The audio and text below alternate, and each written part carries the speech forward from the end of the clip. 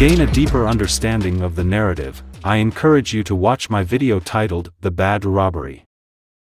Following the Hijra to Medina, Prophet Muhammad and his Muslim followers found themselves in impoverished circumstances. Lacking any specific skills for earning a decent income, after 6 months in Medina, Muhammad made a fateful decision to rob the Quraysh merchants traveling from Mecca to Sham for trade. Whenever these merchants passed near Medina, Prophet Muhammad and his group endeavored to carry out robberies. In a significant turn of events, Prophet Muhammad and the Muslims achieved notable success in their raid against the Quraysh merchants in Badr. This incident resulted in the death of several Quraysh noblemen, substantial gains in terms of wealth, camels, and loot, leading to a sense of pride among Prophet Muhammad and his followers for their crime. This is the event after the Badr robbery.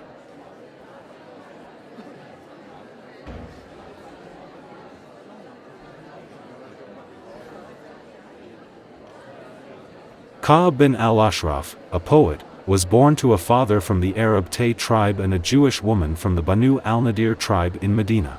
His father died early, so he was raised in his mother's family and tribe, in which he was one of the leading men. He overheard Muslims boasting about the killing of the Quraysh people at the Badr robbery.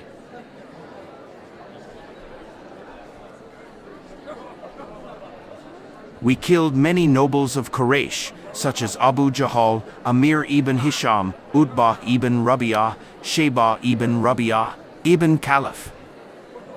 Yes, they all dead. Alas! Is this true? Can Muhammad have killed these people whom Zayd ibn Haritha and Abdullah ibn Rawaha have named? These are the nobles of the Arabs and the kings of men. By Allah, if Muhammad has killed these people, then the belly of the earth is a better place for us than its surface.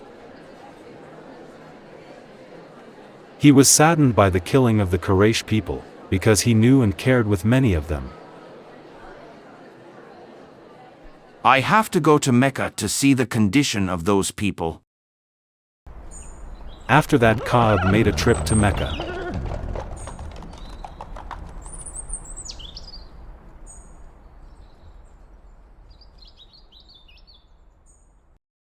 In Mecca, he stayed with Al-Muttalib, who was married to Attica. She took him in and entertained him hospitably.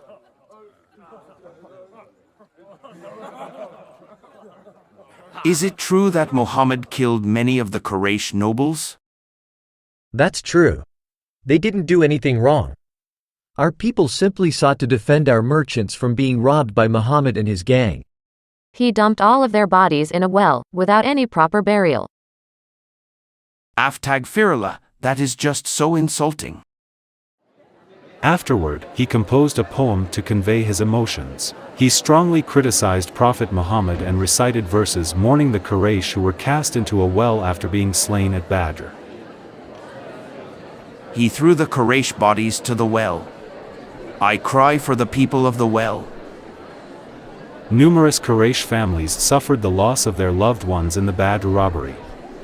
They expressed gratitude to the poet Ka'b, who aptly captures and empathizes with the depth of their emotions. The leader of the Quraysh tribe, Abu Sufyan ibn Harb, along with his wife Hind bint Utbah, experienced the profound loss of several close relatives. We tragically lost our son Hanzala, my father Utbah ibn Rabi'ah, and my uncle Shaybah ibn Rabi'ah. They bravely fought against the Muslim robbers, and unfortunately lost their lives. Muhammad was responsible for their deaths. After his unsuccessful attempt to become a prophet in Mecca, he subsequently transforms into a marauding warlord in Medina. Ka'b never lifted a weapon against Muhammad or any Muslim. He only voiced his opinion in his poem against Muhammad for killing and robbing his Quraysh friends. That's all he did in Mecca. After that, he returned to Medina.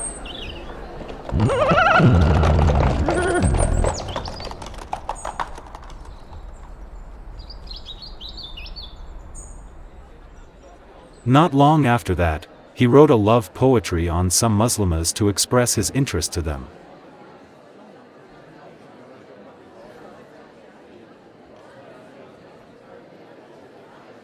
one of the Banu Amir, by whom my heart is driven to madness.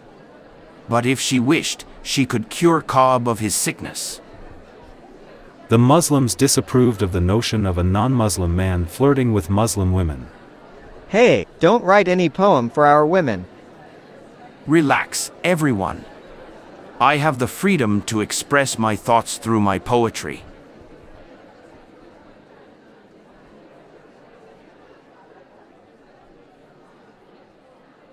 It's haram for us to be intimately involved with infidel men. But why is it halal for Muslim men to take infidel women to be his wives or jariyah? Prophet Muhammad learned about Ka'ab's poems and felt deeply troubled by this form of free expression. Curse he who dared to criticize me. Quran, Surah An-Nisa, verse 52 says, They are those whom Allah has cursed, and he whom Allah curses, you will not find for him any helper. Who is willing to kill Ka'ab bin al-Ashraf, who has hurt Allah and his apostle? Muhammad ibn Maslama answered, O Rasulullah, would you like me to kill him? Yes. I will do it. Great. Later on in his house, Muhammad ibn Maslama planned his mission. In order to kill Ka'b, I have to lie. Is it okay to lie to please Allah?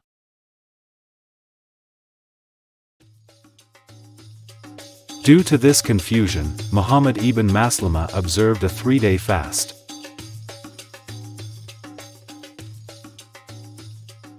I haven't eaten or drank anything for 3 days. I feel so weak and confused. Prophet Muhammad was informed about this. O Rasulullah, Muhammad ibn Maslama did not eat nor drink for 3 days. He just stayed in his house. I thought he was going to kill Ibn al-Ashraf. What's going on? Order him to meet me. So Muhammad ibn Maslama came to meet Prophet Muhammad. Why have you left off food and drink? O Rasulullah, I don't know if I can do what I said to you. This is because we shall have to tell lies in order to kill Ka'b ibn al-Ashraf. Say what you like. You are absolved in that matter. On hearing that, Muhammad ibn Maslama felt heavy burden was lifted off from his chest.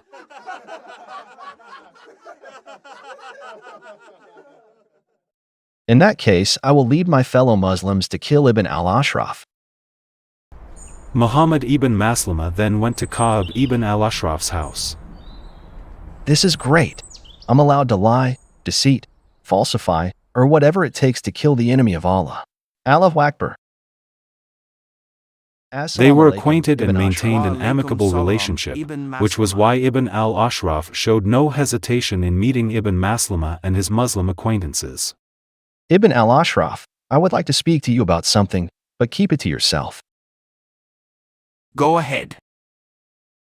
The arrival of Muhammad has made us and our family suffer.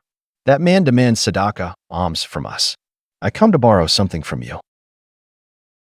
By Allah, you will get tired of him. Would you to lend us a camel load, or 2, of food? Yes, I will, but you should mortgage something to me. What do you want? Mortgage your women to me. How can we mortgage our women to you while you are the most handsome of the Arabs? Mortgage your sons to me then? How can we mortgage our sons to you? We will mortgage our arms to you.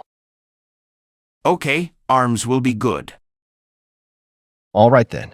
We will leave now, and be back with the arms.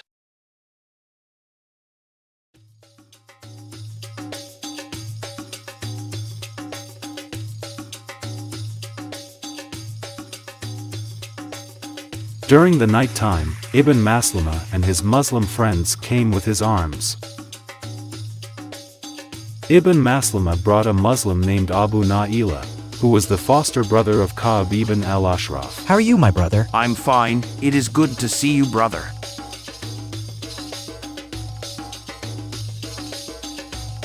Come with us. We will show you our arms.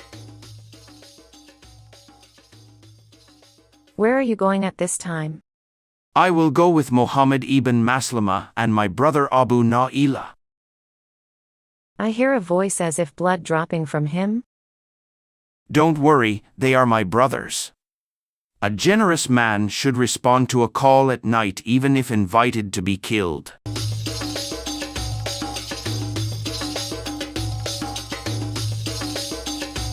Outside of his house, the Muslims discuss their plan. When Cobb comes, I will touch his hair and smell it, and when you see that I have got hold of his head, strip him. I will let you smell his head.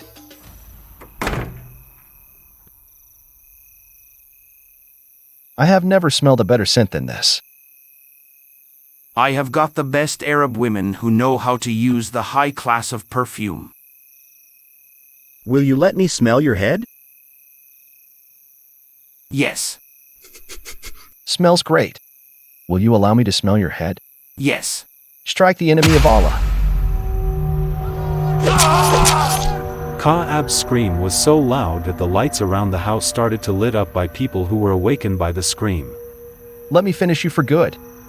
He plunged the dagger to Ka'ab's breast, then pressed it down hard to cut the Ka'ab's body from his breast to the pubic area. Who is screaming? What happened? Run! Run! According to Kitab al-Tabakat by Ibn Sa'ad, the Muslims then cut off Ka'ab's head and took it with them. The Jews found Ka'ab's body. Oh God! Look at what they did to Ibn al-Ashraf. Muhammad ibn Maslama and his associates approached Prophet Muhammad to report their actions. Have you done it, Ibn Maslama? Yes, Rasulallah. We killed the enemy of Allah. Here's his head. Alhamdulillah. Great job, my people. All in all, we see a cold-blooded murder take place. Prophet Muhammad took things into his own hands and murdered a man who verbally opposed him. This was a brutal murder. A man was tricked by his friends into coming out to help them. Once out, they murdered him.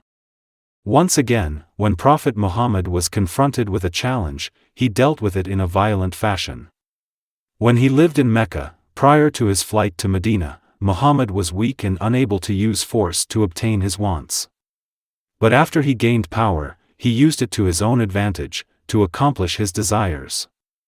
He had become a law unto himself. This is not the work or actions of a real prophet.